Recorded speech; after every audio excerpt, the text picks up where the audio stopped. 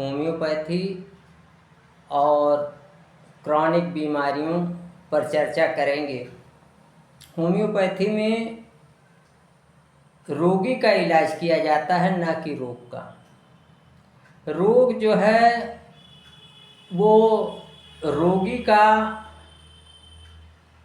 बाह्य लक्षण होता है जो हमें दिखाई पड़ता है।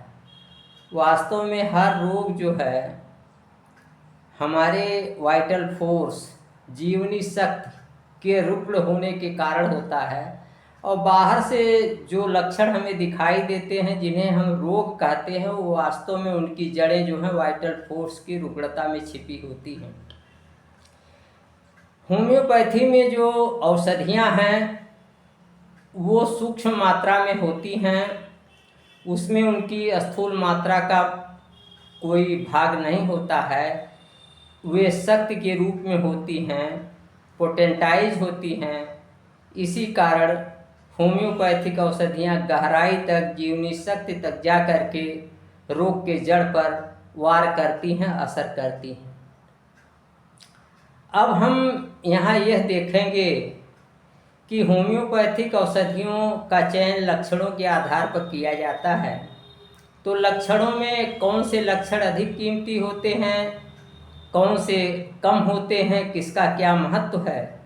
तो सबसे टॉप लेवल पर, सबसे उच्चतम शिखर पर, सबसे अधिक मूल्य के जो हैं वो मानसिक लक्षण होते हैं। आप कहेंगे कि हिस्टीरिया, एपिलेप्सी, इंसैनिटी ये मानसिक लक्षण है, लेकिन ऐसा नहीं है। कभी कभी होता है कि कोई रोगी अपने परिवार से इंडिफरेंट हो जाता है, उसको परिवार से प्यार नहीं रह जाता है सामान्य जो होना चाहिए। तो ऐसे रोगी के लिए भी दवा की ज़रूरत होगी, और होम्योपैथी में ऐसे रोगी की दवा सीपिया है। इसी तरीके से यदि किसी रोगी में अहंकार हो, बहुत पर्याप्त मात्रा में हो, वह अपने से लोगों को हीन तुच्छ समझता हो, तो ऐसे रोगी के लिए होम्योपैथिक दवा प्लेटिनम है। इसी तरीके से अगर किसी के मन में आत्महत्या के विचार आ रहे हैं, आवेग आ रहे हैं, और उन्हें रोकने में रोगी को काफ़ी परेशानी हो रही है, तो ऐसी स्थिति में ऐसे रोगी की दवा औरमेट होगी। तो इस तरीके से मानसिक लक्षणों का सबसे विशेष महत्व है, क्योंकि जीवनी शक्ति जब रुग्ण पड़ती है तो उसका प्रथम प्रभाव जो है वो मस्तिष्क पर ही होता है। दूसरे नंबर पर, दूसरे सीरियल पर स्वप्न आते हैं।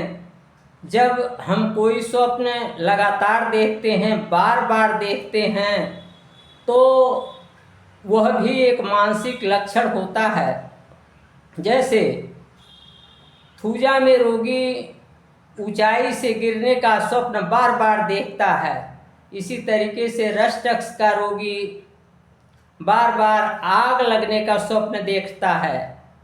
आर्जेंटम नाइट्रिकम और लैक कैनिनम का रोगी सांप का स्वप्न बार बार देखता है। तीसरे नंबर पर व्यापक लक्षण होते हैं। हमारी शरीर जो है भौतिक परिस्थितियों, वातावरण के प्रति क्या प्रतिक्रिया करती है, ऐसे लक्षणों को व्यापक लक्षण, जनरल सिम्टम्स कहा जाता है।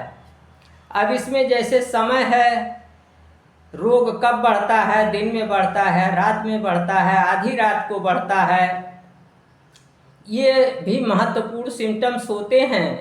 एक बार एक रोगी मेरे पास आया था दमा का, उसका दमा रात्रि 12 बजे बढ़ता था। मैंने लक्षणों के आधार पर आर्सेनिक 200 की एक मात्रा दे करके उस दमा के रोगी को सदैव सदैव के लिए ठीक कर दिया। अब आते हैं मौसम पर। रोग किस मौसम में बढ़ता है? जाड़ा में बढ़ता है, गर्मी में, बरसात में, वसंत ऋतु में। तो यह भी लक्षण, व्यापक लक्षण होते हैं। इसी तरीके से कोई रोगी है, उसको सर्दी से रोग बढ़ते हैं या गर्मी से बढ़ते हैं, तो यदि उसको सर्दी से रोग बढ़ते हैं उसको ठंडी चीज़ों से, ठंडे वातावरण से उसका रोग बढ़ता है, तो इसका मतलब है कि वो जो है हॉट प्रकृति का है। और जब गर्मी से किसी व्यक्ति का, रोगी का रोग बढ़ता है तो वह कोल्ड टेम्परामेंट का होता है। तो इस तरीके से रोगी जो है हॉट और कोल्ड होते हैं। जिस तरीके से रोगी और हॉट और कोल्ड होते हैं, उसी तरीके से होम्योपैथिक औषधियाँ भी हॉट और कोल्ड होती हैं। जैसे रस्टक, सल्फर, ये ठंडे प्रकृति की औषधियाँ हैं। वहीं ब्रायोनिया, पल्सेटिला, ये दवाएं जो हैं गर्म प्रकृति की हैं। ठंडे प्रकृति के रोगी को ठंडे प्रकृति की दवा दी जाती है और गर्म प्रकृति के रोगी को गर्म प्रकृति की दवा दी जाती है। यही होम्योपैथी का सिद्धांत है कि गर्म प्रकृति के रोगी को गर्म, समान के लिए समान, ठंडे प्रकृति के लिए रोगी के लिए ठंडी औषधि। तो इस तरीके से सर्दी गर्मी का असर है। इसी तरीके से रोग लक्षण कभी दाएं अंग पर आक्रमण करते हैं या बाएं पर, यह भी होता है। दबाव से रोग बढ़ते हैं, घटते हैं, गति से, शब्द और स्पर्श से, ये सभी जो है व्यापक लक्षणों के उदाहरण हैं। चौथे नंबर पर महिलाओं में जो मेंस्ट्रुएशन होता है, कम मासिक आता है, ज़्यादा आता है, तो इसका भी महत्व है। और सबसे अंत में जो रोगी हमारे पास आता है अपना रोग लेकर के, उन लक्षणों का महत्व सबसे अंत में है। और उन लक्षणों को हम सबसे बाद में देखते हैं, क्योंकि वे बाह्य लक्षण होते हैं, उतने कीमती नहीं होते हैं। अब हम यह देखते हैं कि यदि कहा जाए कि क्रॉनिक डिजीजेस, क्रॉनिक इलनेस की दवा जो है, उसका समाधान, पूरा उसका निदान रोग जड़ से नष्ट हो जाए, तो ये होम्योपैथी से ही संभव है। और हम लक्षणों के आधार पर कुछ होम्योपैथिक दवाओं का किसी रोगी के लिए चयन करते हैं और एक सूची बना लेते हैं। अब सूची में 10, 15, 20 जो भी औषधियाँ रहती हैं, उनमें से आगे छटाई करना है। तो होम्योपैथी में एक नियम है निरसन का। मान लीजिए रोगी ठंडी प्रकृति का है, तो जितनी गर्म प्रकृति की औषधियाँ हैं उस सूची में, उन्हें सबको काट दीजिए, तो आपके सूची में औषधियों की संख्या और कम हो जाएगी। इसी प्रकार से अगर कोई गर्म प्रकृति का रोगी है तो उसके लिए ठंडी प्रकृति की औषधियों को काट दिया जाता है। तो निरसन विधि द्वारा जो है औषधियों की संख्या काफ़ी कम हो जाती है। इसके बाद लक्षणों की प्रवणता और प्राथमिकता और पिकुलियरनेस के आधार पर हम उचित दवा का चुनाव कर लेते हैं और रोगी को देते हैं, और रोगी जो है इससे ठीक हो जाता है। लेकिन कभी कभी यह देखने में आता है कि चिकित्सक बार बार चुनी हुई औषधियाँ रोगी को देता है, लेकिन वो ठीक नहीं होता है। तो इसका मतलब है there is something in the body of the patient which is inhibiting the reaction of the drug, और इसी को कहते हैं धातु। 3 तरीके के पॉइजन होते हैं किसी के शरीर में, सोरा, सिफिलिस, साइकोसिस। और इन 3 पॉइजन्स के लिए ऐसे ही 3 तरीके की एंटीसोरिक, एंटीसिफिलिटिक, एंटीसाइकोटिक दवाएं भी बनी हैं।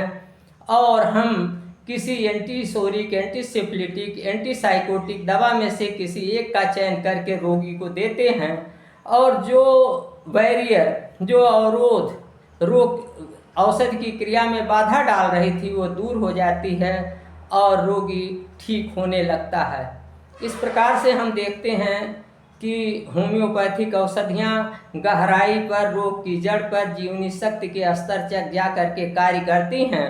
और जीवनी शक्ति ठीक हो जाने पर रोग स्वतः ठीक हो जाता है। जहाँ तक औषधियाँ जब किसी रोगी को दी जाती हैं तो रोग के समान लक्षणों को, कृत्रिम लक्षणों को उत्पन्न करती हैं, और रोग समाप्त हो जाने के बाद चूँकि औषधि के लक्षण जो हैं वो अस्थायी होते हैं, इसलिए वे स्वतः अपने आप कुछ समय में समाप्त हो जाते हैं और रोगी पूर्ण रूप से निरोग हो जाता है। बस आज इतना ही। अगले दिन हम किसी नए विषय के साथ उपस्थित होंगे। नमस्कार, मैं डॉक्टर प्रेम नारायण।